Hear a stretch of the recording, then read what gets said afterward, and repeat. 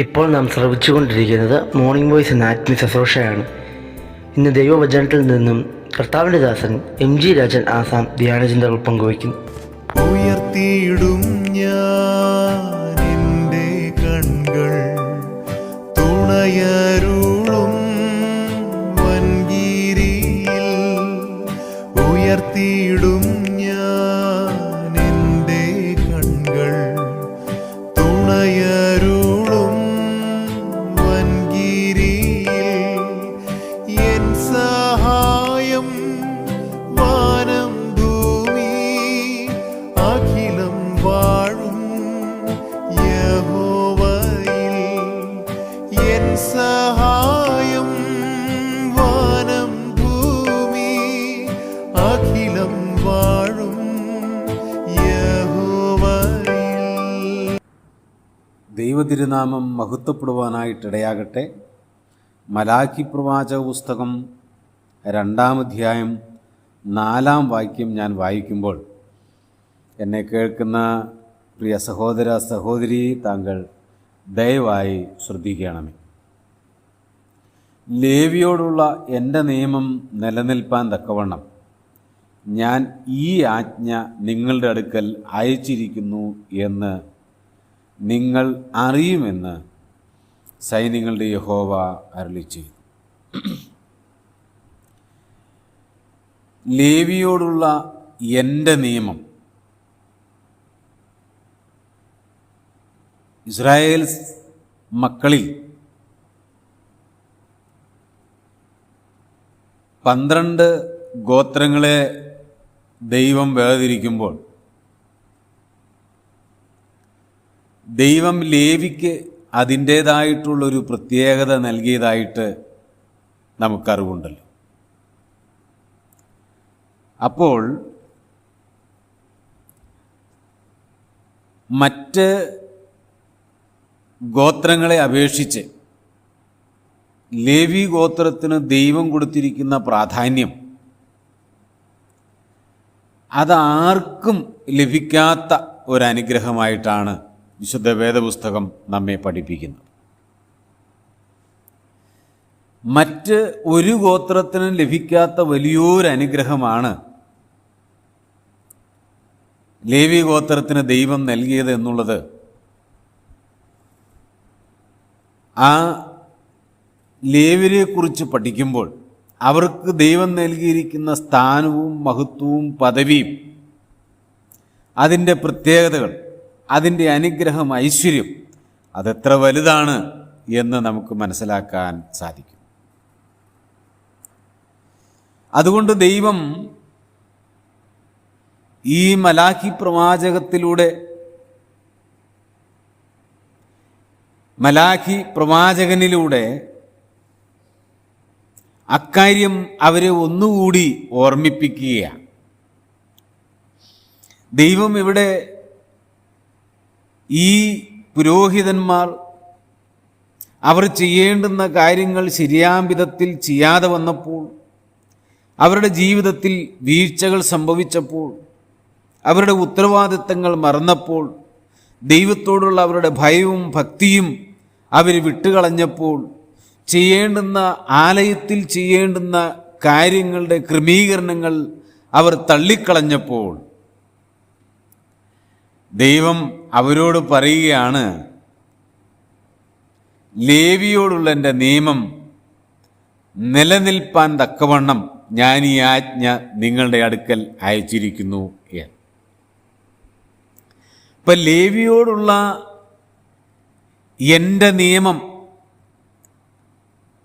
അത് നിലനിൽക്കണം എന്ന് ദൈവം ആഗ്രഹിക്കുകയാണ്. ദൈവം പറയുകയാണ്, എൻ്റെ നിയമം,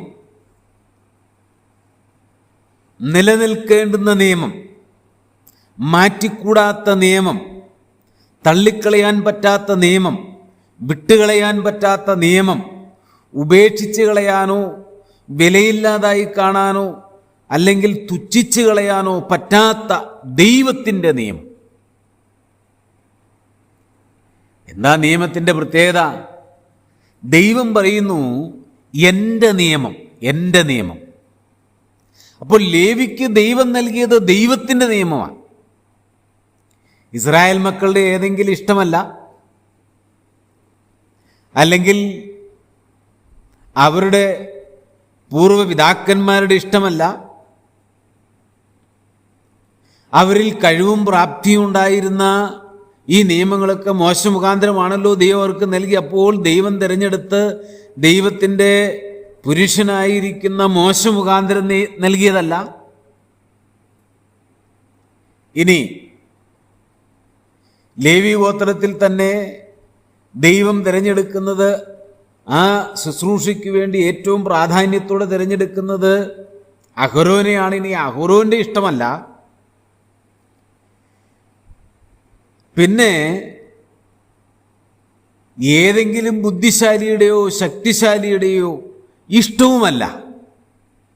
ഈ മറ്റൊരു വിധത്തിൽ പറഞ്ഞാൽ ഇസ്രായേൽ ഗോത്രത്തിൽ ഏതെങ്കിലും ഒരു പ്രഭുവിൻ്റെ എന്ന് പറഞ്ഞാൽ അവരുടെ ഇടയിൽ ഏറ്റവും വലിയ പണക്കാരൻ്റെ ഇഷ്ടവുമല്ല. പിന്നെയോ ദൈവം പറയുകയാണ് എൻ്റെ നിയമം, എൻ്റെ നിയമം. വാക്ക് വളരെ നാം ശ്രദ്ധിക്കണം. ഈ നാളുകളിൽ ദൈവസഭകളിൽ വളരെ ശ്രദ്ധിക്കേണ്ടുന്നൊരു വാക്കായത്. പഴയ നിയമത്തിൻ്റെ ഒടുവിലത്തെ ഭാഗത്തേക്ക് എത്തുമ്പോൾ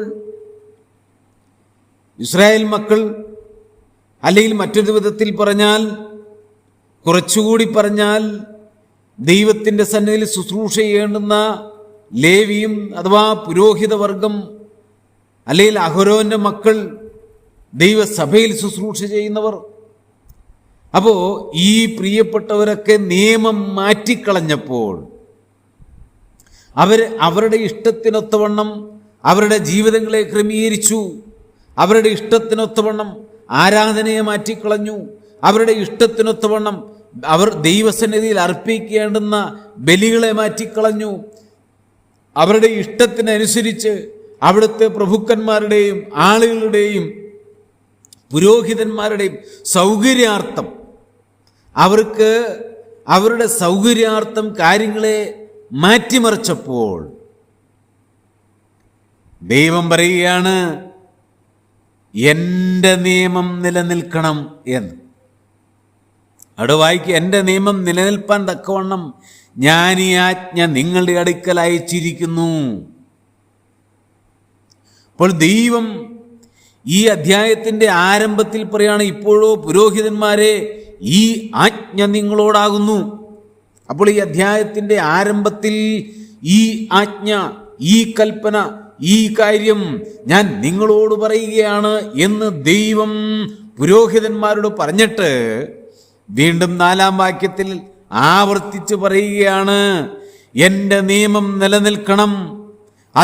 നിലനിൽക്കേണ്ടതിനായിട്ട് ഞാൻ ഈ ആജ്ഞ നിങ്ങളോട് വീണ്ടും പറയുകയാണ്, നിങ്ങളോട് ഞാൻ അറിയിക്കുകയാണ്, നിങ്ങളോട് ഞാനിത് പറയുകയാണ്. ദൈവം പറയുക. നോക്കണേ പ്രിയമുള്ളവരെ, ദൈവം ഇക്കാര്യം എടുത്തെടുത്ത് പറയുക. നിലനിൽക്കേണ്ടുന്ന ആജ്ഞ, നിലനിൽക്കേണ്ടുന്ന നിയമം, പ്രമാണം, മാറ്റിക്കൂടാത്ത പ്രമാണം.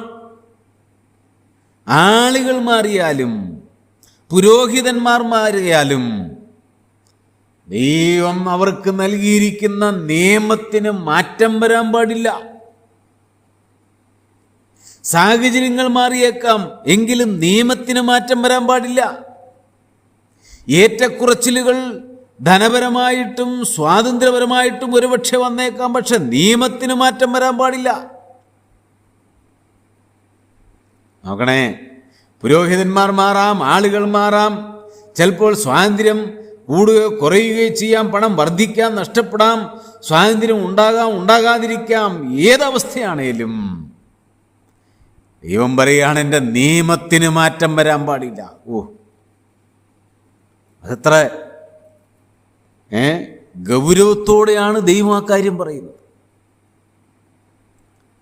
ദൈവസഭകൾക്ക് ഇത് ബാധകമായിട്ടിരിക്കുന്നു. പ്രിയപ്പെട്ടവരെ, ദൈവം തൻ്റെ സഭയിൽ ഈ കാര്യം വളരെ വ്യക്തമായിട്ട് പറയുകയാണ്. ഇന്നത്തെ ദൈവസഭകളോട് ദൈവത്തിന് പറയാനുള്ളത് ഇത് തന്നെയാ. എന്താ ദൈവം പറയുന്നത്? ദൈവസഭയിൽ എൻ്റെ നിയമം നടത്തപ്പെടണം. എൻ്റെ നിയമത്തിനാണ് അവിടെ പ്രാധാന്യം. എൻ്റെ നിയമമാണ് അവിടെ പാലിക്കപ്പെടേണ്ടത്.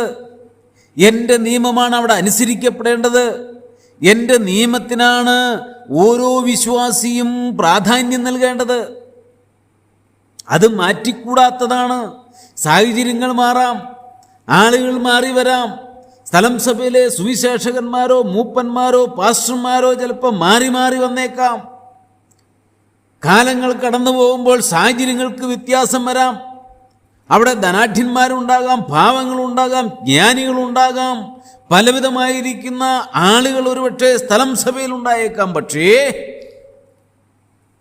ദൈവത്തിൻ്റെ ആത്മാവ് വളരെ വ്യക്തമായിട്ട് ഇവിടെ രേഖപ്പെടുത്തുന്നു. മലാഖി മുഖാന്തരം ഇസ്രായേലിലെ പുരോഹിതന്മാരോട് വിളിച്ചു പറഞ്ഞതുപോലെ ഇന്ന് ദൈവസഭകളോട് ദൈവം പറയുന്നു, എൻ്റെ നിയമം അത് നിലനിൽക്കണം, മാറ്റം വരാൻ പാടില്ല. സ്ഥലം സഭകളിൽ നിലനിൽക്കേണ്ടുന്ന നിയമമാണ് ദൈവത്തിൻ്റെ പ്രമാണം. ആ പ്രമാണം മാറ്റിവെച്ച് വേറെ ഒരു പ്രമാണം, വേറെ ഒരു നിയമം, വേറെ ഒരു രീതി, വേറെ ഒരു സിസ്റ്റം സ്ഥലം സഭകളിൽ ഒരിക്കലും വന്നുകൂടാ. അത് ദൈവം ആഗ്രഹിച്ച് പറയുക. അതുകൊണ്ട് പ്രിയമുള്ളവരെ, ഇസ്രായേലിൻ്റെ ജീവിതത്തിൽ വലിയ പരാജയം വന്നു. അവരുടെ ഇഷ്ടത്തിനും സാഹചര്യത്തിനും ഒത്തവണ്ണം കാര്യങ്ങളെ മാറ്റിമറിച്ചപ്പോൾ ദൈവം അവരോട് പറയുകയാണ്, എൻ്റെ നിയമം നിലനിൽക്കണം. ഇതൊരാജ്ഞയാ, ദൈവത്തിൻ്റെ കൽപ്പനയാ. ആകയാൽ പ്രിയമുള്ളവരെ, നമ്മൾ ഈ കൽപ്പന അനുസരിക്കാൻ ബാധ്യസ്ഥരാണ്. നമ്മുടെ ഓരോ സ്ഥലം സഭകളിലും ദൈവവചനപ്രകാരം ദൈവത്തെ ഭയപ്പെട്ട് ആരാധിക്കുന്ന ദൈവജനത്തിൻ്റെ കൂട്ടമാവേണ്ടത്. അങ്ങനെ ദൈവത്തെ ഭയപ്പെട്ട് ദൈവത്തിൻ്റെ കൽപ്പനയ്ക്ക് പ്രാധാന്യം നൽകി, ദൈവവചനത്തിന് പ്രാധാന്യം നൽകി, അതിൻ്റെ മുമ്പാകെ നമ്മളെ തന്നെ താഴ്ത്തി ജീവിക്കുന്ന ഭക്തന്മാരെയാണ് ദൈവം ആഗ്രഹിക്കുന്നത്. കാരണം ഇത് ദൈവത്തിൻ്റെ പ്രമാണം, ദൈവത്തിൻ്റെ ആജ്ഞയാണ്. അത് പാലിച്ച് ജീവിപ്പാൻ വരുന്ന ദിവസങ്ങളിൽ നമ്മെ ഓരോരുത്തരെയും സ്വർഗത്തിലെ ദൈവം സഹായിക്കട്ടെ. കർത്താവിൻ്റെ അതിപരിശുദ്ധമായ നാമം മഹത്വപ്പെടുവാനായിട്ടിടയാകട്ടെ. ആമേൻ. Praise the lord. ഇസ്രായേലിൻ കാവൽക്കാരൻ നിദ്രാഭാരം